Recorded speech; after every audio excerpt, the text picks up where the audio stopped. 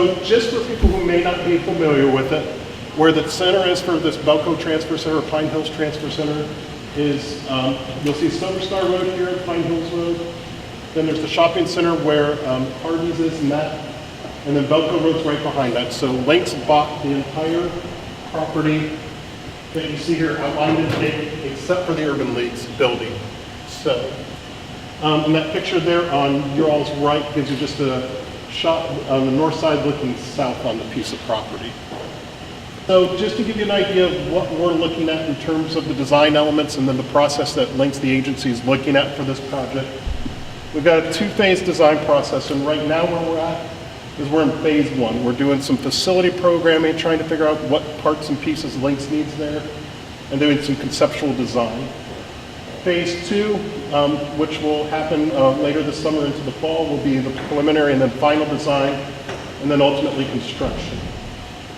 One of the things, if you guys have heard me coming out to the community meetings like the Neighborhood Improvement District, the NID, Safe Neighborhoods and such, Lynx is looking at a new concept. So we have some very basic requirements.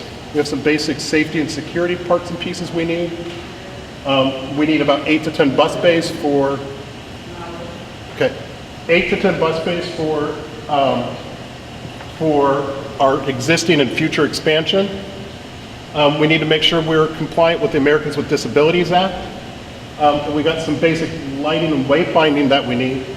And then we're looking at some level of having shelters and some landscaping out there. We actually are approved for up to 50,000 square foot building on the site. We're also looking to make sure we include some art and cultural elements that actually reflect Pine Hills. And then we want to make sure that we've got good access to the site, whether it's a pedestrian, somebody that's in a wheelchair, cars, buses, and all of that. We want to look at doing some sustainable elements. Community event integration, one thing we've heard when we've gone to community meetings is more open meeting space, whether it's actual meeting space similar to what we've got in terms of neighborhood meeting space, or places where we can have food truck events or those type of events. And then our budget for this project, the base level budget that we've got for this is right at about $4.3 million. They'll come in this way, they're gonna be here. Yep. I wouldn't say that it has to be there. Nothing will ever come this way. That's what you're saying. Then they'll go out. This will continue to be two-way traffic. Right now.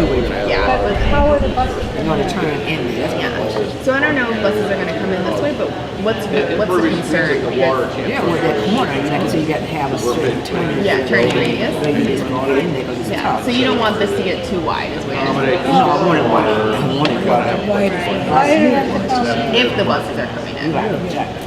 I think another thing that to consider is just how many people may be crossing right here. So the wider that this gets, the more difficult it is for somebody to cross safely here. And this is also where you have the trail. access. The Yeah, trail comes this way. No, on this one, the trail's in the back. here. Yeah. This is our hope. Here's a map right All right, because then they're gonna change the trail crossing up there. Right. Okay. So, but right now, there's no trail. The trail is not there. All right. So No, that's the where trail show right now, the plan for the trail is Is to go behind. down Belfort. Okay. So they would have to move the trail, which is probably a good idea to keep that traffic away Yeah. from the buses. So this gets it. And the, So Come he, up here, probably run across, and then go up let's say away for right now. on the side of Pine Hill, but at that crosswalk, you get to the east side of Pine Hill, you also go. Okay. And then Ken, you were saying having like something iconic here, happening Yeah, here? and put the tower in the pond. I want to know, the pond is your, So the pond doesn't have to be right there. is that your required, that's your required, it's not a pond, it's required drainage, so it's a deep grassy area. Well, it can be a couple different things. So, the pond, the size of the pond is going to be determined by how much impervious surface, right? So, like as much asphalt as we're putting, we have to figure out where all that water is going. The more asphalt we put in, the larger this pond has to be.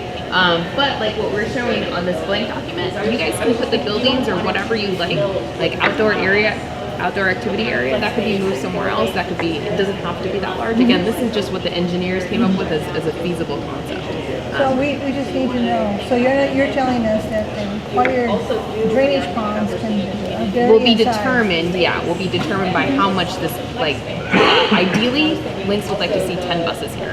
But right now, 8 is what they're looking at. So we want to make sure it's growing for the future, but Yeah, if, but I there mean, are other types of drainage that you can put in. yeah, you so don't it doesn't have to be deep and It doesn't grassy. have to be grass. If there's other type of underground drainage that you can put in, and actually, man, if you're going to put this much effort and millions of dollars in here, you should look at some type of Underground. drainage, underground drainage. Come on, I love you it. got 4 point some million. I think that's a very, okay.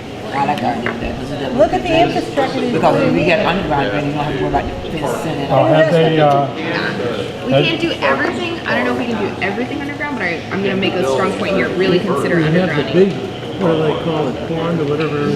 Yeah, across south side of Silver Star. Otherwise, you're going to have to dig a deep hole. right. And And then you got the fencing in, safety, security, just do the underground and save all that. That'll save you money in there. My question is, Florida, bad weather. This is the building where people are gonna be waiting until they get to the buses come, or what this building is all about? This building could be anything, but there Where's the holding area for that? I think you want That's it. the one. yeah, it can, Where are we gonna put the people waiting for these? yeah, there could be covered shelters here. This could be a space where people Yeah, safe on Florida, stand. bad. Yeah, so you want to see what would you like to see from the shelter? Florida, bad weather. If they're in here, is it covered shelter for them to come out and get to these buses? Or do they just stand out here, hoping that lightning don't hit them? Good point. Because we're a capital city for lightning and so forth. And I think they're standing out there in the open. I don't want to be out here in the open. I'm here, but then how do I get from here to here without getting totally wet? you Is it gotta in cross the path. any kind of way? yeah, there has to be some kind of median Cover canopy?